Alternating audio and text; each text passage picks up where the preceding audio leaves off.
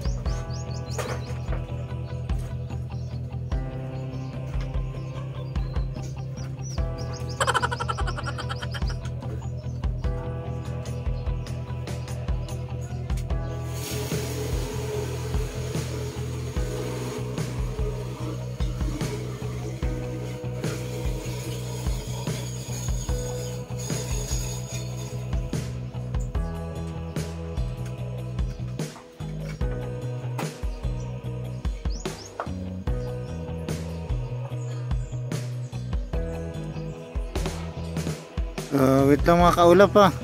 Yan, pahinga-pahinga lang muna tayo. Yan, nasugatan tayo. Yan, nahiwa tayo nung yero pag angat ko.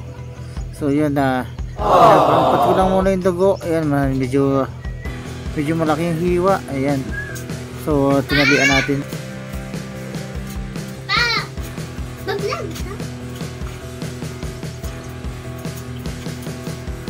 So itong side naman ito ang ating papalitan. So ayan, kita nyo naman kung anong itsura nyan. So puro kawayan lang. So kaya papalitan natin ang kahoy. So yung mga natanggal natin. So ayan, ito yung ating mga tinanggal sa bubong. Ayan. So medyo maganda ang panahon. Hindi masyado mainit at medyo kulimlim kaya hindi masyado masakit sa balat. Ayan, pag super init sobrang sakit sa balat. So ayan, yun, papalit tayo. So baklasin na natin yung natitira pang mga kahoy. So tanggalan natin yung mga yero dito sa kabilang side. So yan tayo.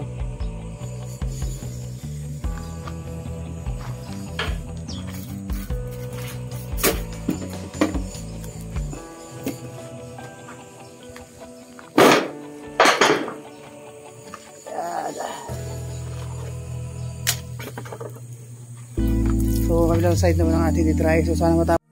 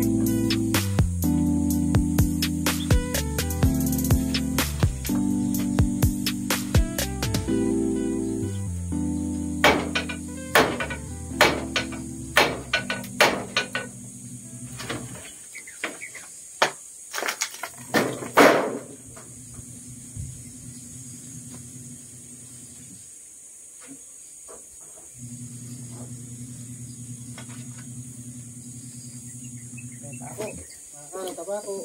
Ingat. Tabako. Tabako.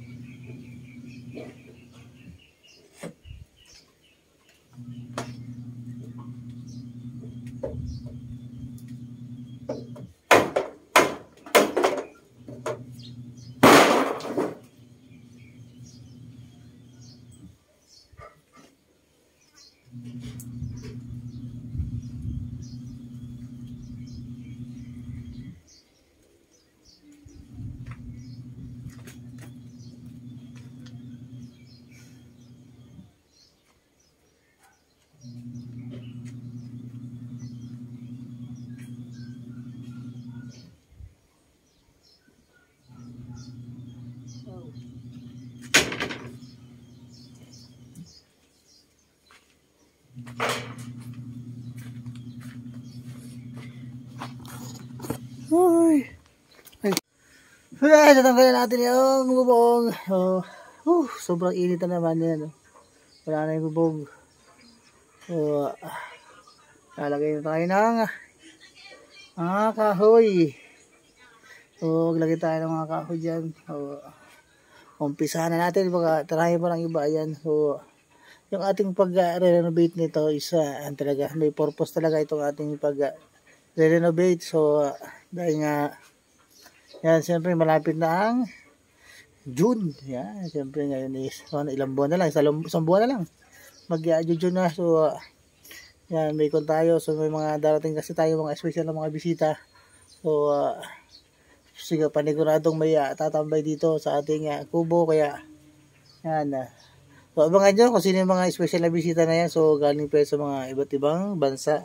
Abangan nyo kung sino yan. So, magla-live din kami dito sa kubo na to. Yan, isa rin itong purpose. Ito yung purpose ko talaga kung bakit ko nire-renovate yung aking kubo dahil nakakaya naman po sa aking mga magiging bisita. Ayan. Ayan, sobrang init. So, ayan na. Maglalagay tayo ng nakabrisa doon sa taas. Lagayin ng yero. Yan, sobrang init. So, trick na trick ang araw. Oras isa. Alas 2:30 ng hapon. Ano, sobrang init. Sobrang sakit sa balugbog.